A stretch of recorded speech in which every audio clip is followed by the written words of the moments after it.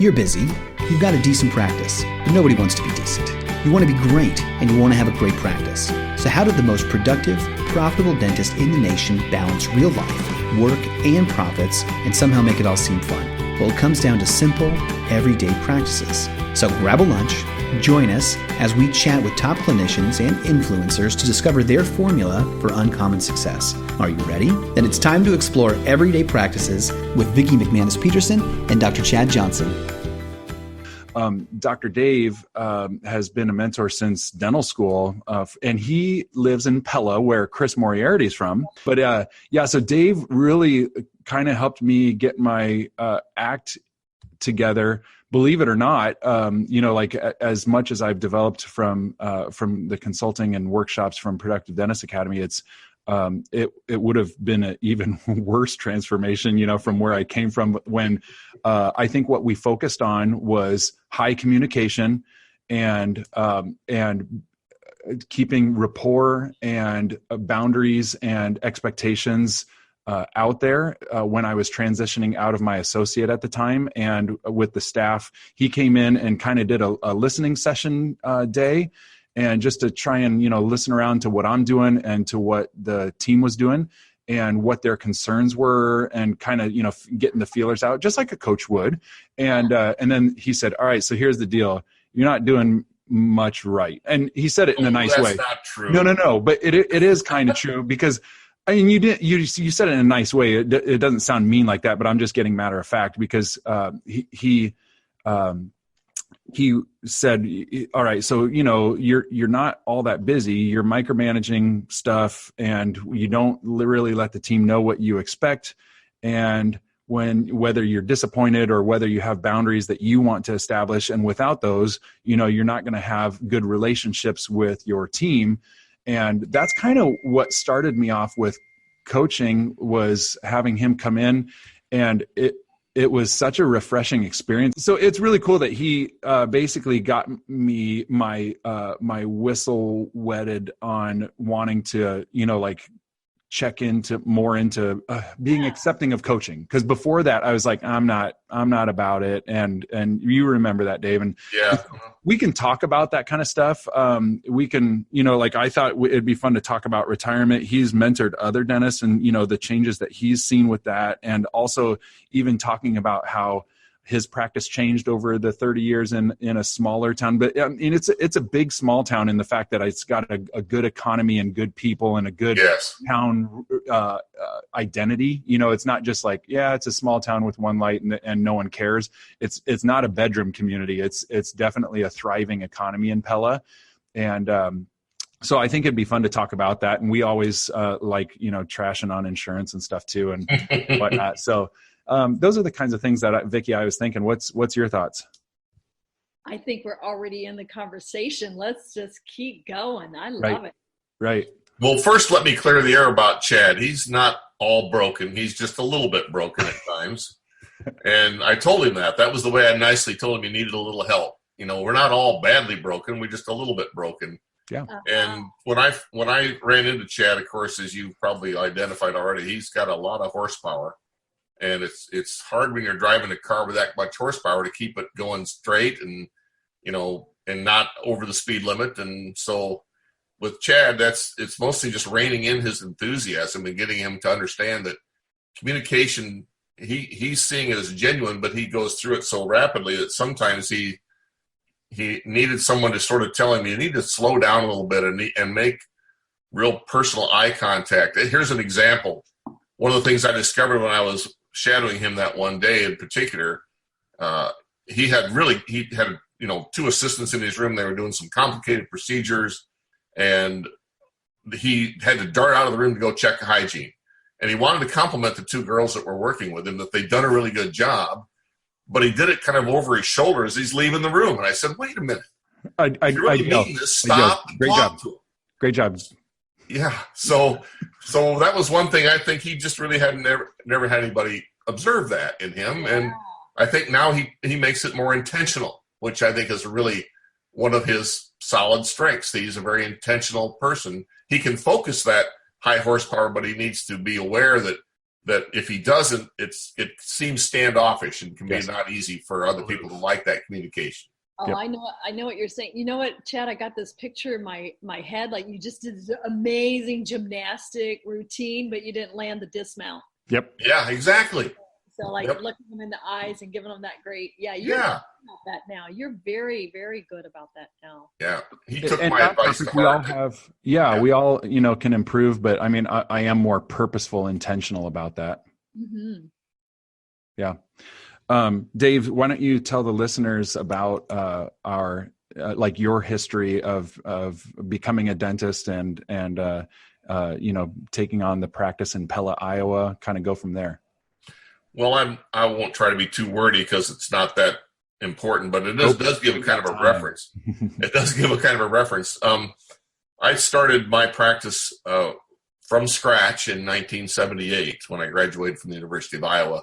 And I chose Pella as the place to go primarily because my wife had an uncle that said we needed a dentist in this little town. And my wife and I had decided we wanted to be halfway between my home and her home, a town of about 10,000 with a college in it. And Pella fit that whole system. So I borrowed a gob of money just before interest rates went to 18% and started my practice solo, 2 chairs, with one person to be my assistant / front desk person, and opened the door with no patients to come in. And my first patient was a gentleman from the Philippines, and he ended up eventually going to jail for some car theft or something. So it wasn't an auspicious start, but that's kind of how I began. And I struggled. I went probably for 20 years, renovating my office, moving to another place, buying a building, that general real slow creeping kind of build a broad base, grassroots kind of thing, all the way till I was about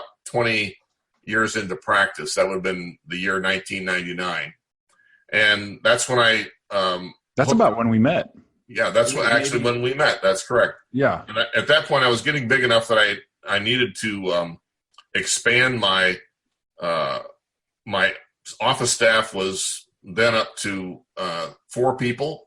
I had trained everybody to basically do everybody else's job, so that I figured that if someone was sick, then we'd have all the bases covered. And of course, that's no way to run a business, because nobody then takes responsibility for the job they're supposed to do, because it's all spread out, and job description was not existent, and my policy manual was in my head, and I really had a vision in my mind, but my staff were sort of just making up that vision. They weren't actually trying to accomplish anything, not maliciously. I mean, they just didn't have a clear path. Not all of us had a clear path of where we were going.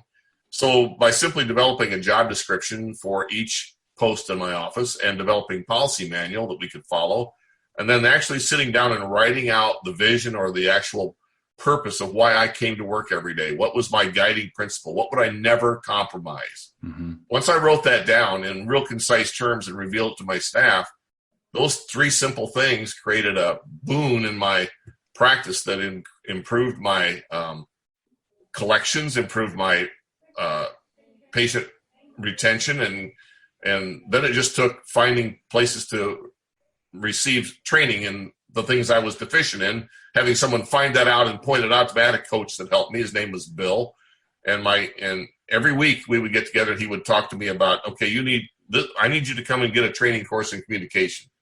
You need to come out and get a training course in case presentation. You need to come out and get a training course in how to sell. Everyone sells themselves and sells their products. And if you don't do it right, if you don't close the sale, you can be as knowledgeable and skillful at dentistry as you want, but until you can do that, you aren't going to be profitable. In business, you need to generate a profit. Otherwise, why would you be doing it? You might as well go work at Walmart, I guess. I just see that as a real key element to how a dentist, survives. But those simple things and that training and coaching that I got, and I'm forever in debt to my coach, Bill, because of what he taught me and how he gave me a spine and let me confront things and improve my communication skills. And my life got better, got easier. But one thing that was really difficult for me, and I tried to get this communicated to Chad and to the other dentists that I mentor, and that is delegation. Because without delegation, remember we talked about this? Chad is the king of delegation. Well, he is now. He wasn't when I first met him. Well, it worked because he now teaches delegation for Yeah, us. it's a really critical thing. And it's probably the hardest thing for dentists to assume that they want to do, simply because they think nobody can do it better than them. Right. And that's really not true, because I got people that did stuff way better than I did it. And as soon as I gave up those duties to those people and had them do the thing, even though they might not have done it just like me, they did it good enough. And that standard I accepted. And as long as they maintained that standard, I was okay with however they wanted to get there. I tried to never get in their way or come in and micromanage or, tell them a different way to do things, but gave myself opportunities. If they felt that they needed help, then we would drill things and we would get more training for them. That's kind of the way to improve their ability to handle the issues that you have. I have a question for you, Dr. Fire away. So I have this rule of delegation that my head, my heart, my gut have to line up at 80%. Okay. So if logically, intellectually, I know they can do it. In my heart, it feels like it's really right. It's appropriate for them. And I do a gut check of like, yeah, if I'm all lined up at 80%, I can live with 20% risk. I can Yes. but I don't want to delegate. I don't want to just walk away from someone that I'm training if they're at 50% or 60%, because then I want to have predictability, when I delegate. So do you have something like that? I'm like that. I've got this point of training, and then it's like, okay, now you go try it. I can live with that 20% risk, and we'll refine from there. Yeah, you certainly don't want to delegate something that might where the person, you're setting them up for failure. Right. Because then they're probably not going to want to take on the task. And if they balk at that, then it's like getting a horse to go into a trailer. If they don't really want to go in the trailer, you're not going to get them in there till they're really ready to go. So you have to make it a place that's not fearful for them to go to. Well, and God forbid the first time that you get them on a trailer that you filled the trailer with snakes. Yeah, like exactly. If you Or something that sabotage really the harms first them. try, they're not going to want. They'll never go back. Yeah, No. Exactly. So the answer to your question really is one about training. If you've trained them well, you let them try and they make mistakes, and you retrain, and then they try again and they make mistakes, you're still supervising. You really haven't turned it over to them until they've proven to you that they have accomplished a level you can live with. And if they can't meet that standard, then I'm going to keep hammering it till we get the standard, or I'm going to give that job to somebody else. You know what? I'm going to highlight that, but because you own it, you do it, then you train it, then you supervise it. Yes. And then there is this critical point that you could still pull the plug. Like, you know what? We've Yes. gone through this process of training and supervision. Yes. And I'm just not seeing that this is a good committed path for you. So let's bring someone out. Let's have you do something else. You're so talented. Yes, exactly. But this standard has to be met. Yep. And I won't compromise on my standard. Well, and they should know that. If they've been around you for any length of time, they should know there's things you just won't compromise on. The best example would be your dental assistant pouring up models. Right. Because dentists absolutely hate to pour up models, but yet we don't think you can do it any better than I can. And so I'm going to step in and I'm going to do that model pouring. Well, it sometimes begins with them making the impression too. So you have to get them to make the impression. Once the impression's made, then they've got to pour it up, then they got to separate the model, then they got to trim it. All those are certain steps, and you can kind of make sure they get them done to a certain standard. And if you teach it well, they'll actually do it better than you will at some point. But the critical part about delegating, in my opinion, is whoever delegates the responsibility, whether it's the dentist or a manager or whatever person is giving up a job, you can't then turn around and go back and do it for them once you've delegated it. Because if you cut their legs off, they're going to never try it again. They're going to absolutely just I don't care if I answer the phone right or wrong, he's coming in, he's going to answer the phone for me. So now I don't have any, you can't cut their legs off and expect them to keep wanting to try. That's so huge. That's gold. So huge. Yeah. Chad, have you ever done this? We actually, in a couple offices I coached, we held a dental Olympics, and we shut down the office for the day, and I put everybody in teams of 3, and they had 3 things they had to do. They had to take an impression. They had to do intraoral. I think we were training intraoral camera back then, and digital photography. So on one patient, they had to get great impressions, great photography, and great intraoral photos, and they were in teams of 3. And then we presented the impressions and presented the pictures, and then they voted on which team won. And of course, you know me, cool. everybody got a prize. But Yeah. it was a fun way for me, because I'm a coach. I don't go in and teach you how to take an impression. But then the doctor would go and do quality assurance. And you'd say, I've seen the other 2. I think this bubble right here is going to get you out of contention. Do it one more time. You've got time. So we had like this encouraging way of training. It was like one of the most fun clinical training days I've ever. No, I've not. That's cool. I like the idea. I think that would encourage some team spirit too, you know, a little competition, bonds people. Yeah. Yeah, and he would just run around and he'd go, oh my God, this is like almost perfect, but I think that somebody else has the first place winner. Do it one more time. You can submit them both. You can submit them both. I want you to win. And he would tell all 3 teams, I want you to win. You're my favorite. You're my favorite. I love that idea. Wow. Bringing up that memory. That was a fun day. Well, Vicki, do you hear in Dave, do you hear Dr. Bruce? I mean, there's a lot of overlap in their high achievement of communications, and whether it be, you know, with delegation or whatnot.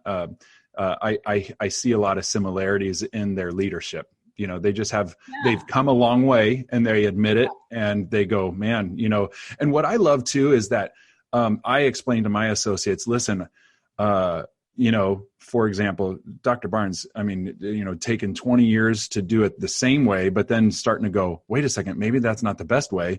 And then, you know what, Chad, here's the best way that you should do it.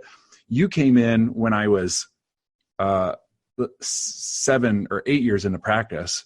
And we had been, I mean, we got together once or twice a year, just to even. We've been friends way before that. Yeah. Right. But, you know, to chew the fat and talk about possibilities. And he and I are basically brothers of 20 years difference. I mean, you know, like we are very similar, but the phrase I use is shortening the curve, in that, you know, and you also hear standing on the shoulders of giants, that kind of mentality. But when basically Dr. Barnes's thought process, and if I'm willing to accept it and learn from it, I can shorten the curve and become a Dave Barnes in his, like, of age 50 when I'm coming up on 40 here, and you know, and shortening the curve.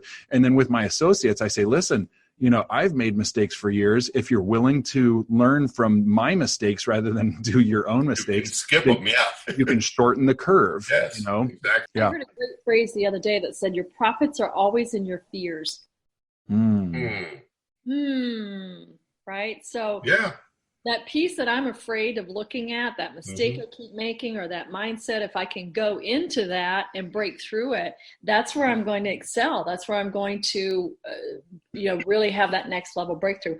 Your biggest potential. When you said he's similar to Bruce in leadership style, I think what you're bringing to light here is that when you give your attention to your intentions, then you get the outcome you're looking for. Absolutely. That's an absolute fact. You had the intention, the vision in your head, but you hadn't articulated it. So when you put a bit of attention to, let me write this down, let me get clear buy-in from my team, let me create clarity, you gave some attention to it, and then your intention started showing up. He's big on the word intention. I mean, you know, you remember, Dave, when we would write things down, almost, okay, number 1, this is what I want to achieve. Or number 2, as an owner, these are my duties, and I'm going to be purposeful about delegating them, as opposed to, you know, like, you first have to name them before you can delegate them. Yep. I have a phrase I like to use called name it, want it, get it.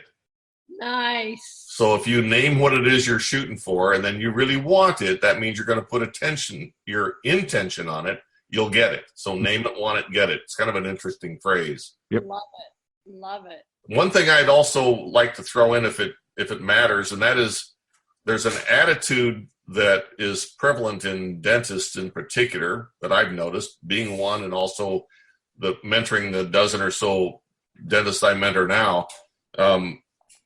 There's this attitude that when you're trained in dental school, you're trained to know things, and you're trained to be intelligent, and you're trained to be confident in the knowledge that you do know something, and that thing is so important to you that you're unlikely to want to try and change it, because you just know that I know that's the right thing, so I'm not going to change my mind. Well, in order to be receptive to new ways of looking at things, you've got to be willing to have an attitude that says that I don't know everything, and I'm going to find someone who does know something more than me, and I'm going to try to accept their advice in a way, or at least their knowledge, or like Chad was describing, hey, I've made mistakes, and if you are willing to listen to what I'm trying to tell you, I can shorten that curve and keep. But if you find a dentist that doesn't have that ability or that desire to accept new ideas, then I think you're going to have a harder time getting them to achieve the goals they want to achieve, because they're unwilling to see other people as having done something that could be better than them, you know? How do you have a paradigm shift if you're unwilling to shift? Yes. Yeah, that's true. I'm going back to, I just laughed, Chad. Remember, you were like, I am so proud that I will never need to hire a consultant. Yes. Dave saw me with that. I was, honestly, like I was, losers who needs help. You used to say, like, he was already working with us like 6 months ago, and he goes, I never thought I'd be one of those losers that would have to have help. Losers? Yeah. No, like winners hire coaches. Exactly. No. But there was a point when I didn't get that, because so far as I saw it, it was, okay, I'm going to I'm going to pay someone $1 gajillion to come in and tell me what to do. And then not do it. And then it's a bunch of garbage, and I don't need that. I mean, I was really at that point. Yeah. And now you're the mentor. People are paying you $1 gajillion, and you tell them what to do. That's right. And they don't listen. No, I'm just kidding. I doubt that. You got to push your chips in all in if you're going to do that, right? Otherwise, Right. It's why bother? Right. Well, you know what, though? I was a lot more receptive after you came in. Man, it gave me a hunger for it. And you saw that change. Man, if that wasn't within a couple months, it was a light bulb of a difference because you gave me a really good experience with it. I really valued your opinion. And so when you came in and you were just like, hey, buck up, man, like we got some changes to do. I was willing and receptive to that. Yes. I was like, oh yeah, okay, whatever. Because you know what? I was also desperate at the time. It was just okay. You remember too, my lightning strike issue that caused me to lose tens of thousands of dollars off of that. And so I was just, I was sinking, and the water was coming over my throat. And it's just like, I've got to figure a way to swim, not just, kind of tread and thrive. Well, I was privileged to be in the right location in the right time, and that you sought some help, and I had a little bit to offer that if it helped, I'm all the more happy for that. So. Yeah, Vicki, right at the time, Dr. Dave was retiring, and unfortunately, he wanted to work. I mean, you, Dave, you wanted to work for your whole life. I mean, you were always joking, that it's just like, I want to be the one that they have to pull the explorer away from. We called it grandpa dentistry, Vicki. I wanted to just be the grandpa that goes in and works on a couple patients in the morning and a couple in the afternoon, and then you wanted to even. My office manager calls my wife and says, "Come and get him. He's got to go home. He's bugging us." And then I'm at home, and then my wife says, "Come and get him. He's bugging me at home." That's kind of what I wanted to do. Unfortunately, I had to stop practicing because of an eye issue. So I've been fortunate to be able to still keep my fingers in dentistry to Chad and some other guys that I mentor. Yeah. It keeps me fresh and alive and still kind of in that dental mode without actually being the dentist. So thank you for your contributions. It's so needed. It's so needed. I really work with a lot of women in dentistry, and it's interesting. When I began dentistry, women didn't have a big voice. Now it's a bigger voice, and you see that across the country, right? And yes. I hang out with women who love to hang out with men, but not the immature man. Right? Yeah. And you really bring this maturity, this confidence, and I love that you're mentoring people through this, because it doesn't matter if you're a man or a woman. This inner confidence is the first thing you have to develop in order to connect with others, right? So when your confidence is so solid that it doesn't matter if the patient says yes or no, it doesn't matter if the team member stays or goes, you know where you're going, you know your principles, you're very centered. And I really, really appreciate that you didn't check out of dentistry, that you're still here. Well, being a role model. Thank you. And I'm privileged to be able to do that. It's a real honor and pleasure to be able to help young people, and the fact that they still want my help, that's another thing. Because whether they really want it or not is when they say, "Hey, I got some time? You want to chat? Let's talk about that." what an honor that they want to take their spare time to ask an old fart like me, what do you want to know about dentistry? And of course, I'm full of opinions. I always tell them it's get what you pay for, right? So I got all the advice you need. Oh, that's so funny. I heard someone recently say we're losing our elders. Yeah. We have a lot of old people playing bingo, but Mm-hmm. our elders. I hold you as elder statesmen. Yep. I would hang out with you for a day anytime. That would be fun. Thanks. Appreciate Hey, it. on a lighter note, since you are from Pella, did you know Chris Moriarty growing up? Do you know Pat and the family? Pat was a friend of mine, and he has a sister too. I believe her name is Emily. Chris has a sister named Emily, and my daughter and Emily were good friends. Chris was a little younger than my younger daughter, but Emily and Kelsey were in daycare together, and they went to kindergarten together, and a few, so yeah, that family, I'm not, real tight with them, but I if I were to see him on the street, I'm sure I would. I might not be able to recognize Chris now. It's been a long time since I've seen him, but well, he looks like a mountain man now with his beard. Yeah, that's something incriminating from. Yeah, that's what I've heard. He's got them. Yeah. Anyway, so Pat and his wife were more, and I still talk with them on occasion, so it's good.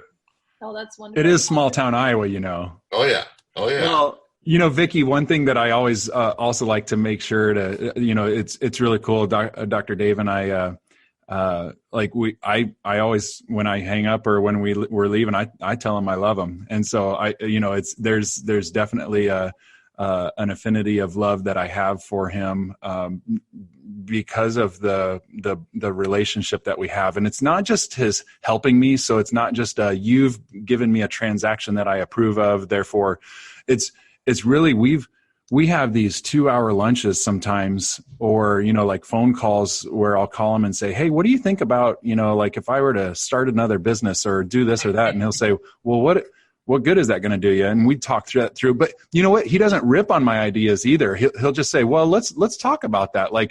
And so it's really cool. He helps kind of balance me out, but I feel like he also hears me and he wants to see me succeed. And oh, absolutely. Yeah. So it's really cool. I feel like he's a big brother. He's the rich dad that that everyone wants. My dad is just, is a great regular dad. I don't want to call him a poor dad, but he doesn't know dentistry. He worked at the women's prison. He doesn't get, the bigger stuff. And so if I told him, Dad, I'm thinking about this $1 million deal, he'd be like, well, I don't know. Well, I don't even know what that means, but with Dr. Dave, I can say, hey, what do you think about this? And he'll say, well, well, let's talk it over. What's your dreams? And what do you, and it's really cool. It's so cool talking with him. I hope someday that I can do that for others too. Well, you'd be a good one to do that, I think. Now I know Carrie Miller has deep appreciation for Dr. Dave. Yeah, no kidding, right? All right, Dave, we've got another question. What kind of book have you been reading the last year that's really hit you good? I just finished a book about a man who was in the Army Air Force in World War II. Cool. And he flew Curtiss dive bombers off of an aircraft carrier and fought Japanese in the Pacific.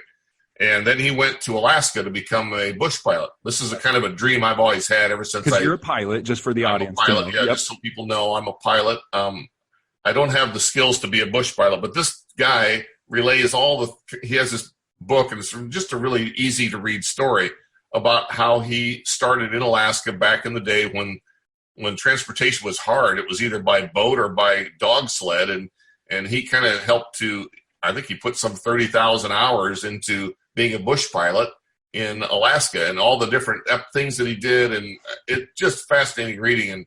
And of course, because it fits my unfulfilled desire to be a bush pilot, which I know will never happen, but everyone wants to be either a mountain climber, a scuba diver, or fly planes in the bush, or, so when you have a crazy idea like that, it's always kind of fun to hear how somebody else did it, I think, and to maybe wish that you could do it, but maybe realistically it's not possible. So anyway, that's my latest book that I've been reading. Cool.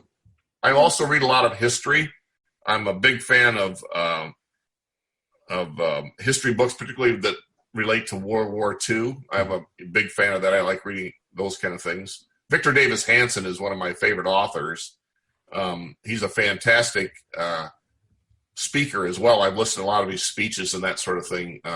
I just like the way he thinks, and he's a really easy guy to listen to too. Very intelligent man. So those are a couple of my interests. One final question. I know that you've been eating healthier and healthier, so I hope you haven't changed your answer, but there's a whimsical question that we have. You have to choose one or the other, bacon or eggs.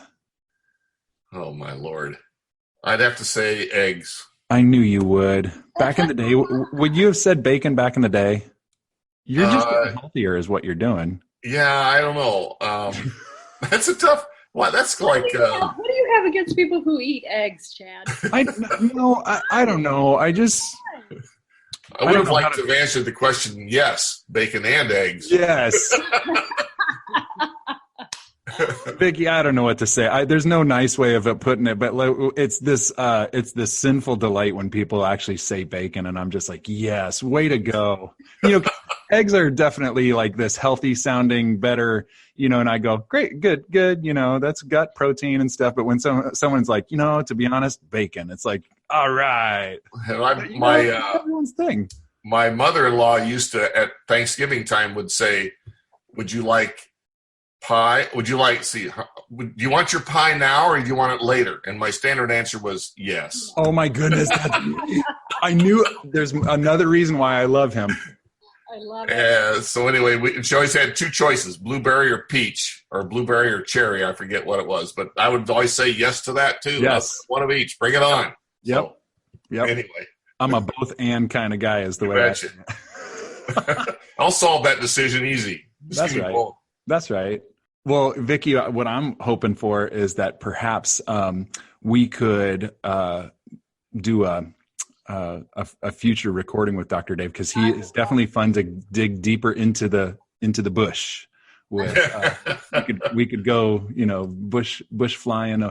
So, is that wrong to say? No. Whatever. Are there a lot of people in your audience that are interested in transitioning and what that kind of looks like? Is that something for a future topic, do you think? I love it. I would definitely invite you back for that. Yeah. Bring your lunch or take us to the gym again next week to improve your everyday practices. Also, subscribe on iTunes, follow us on social media, and sign up for our email list.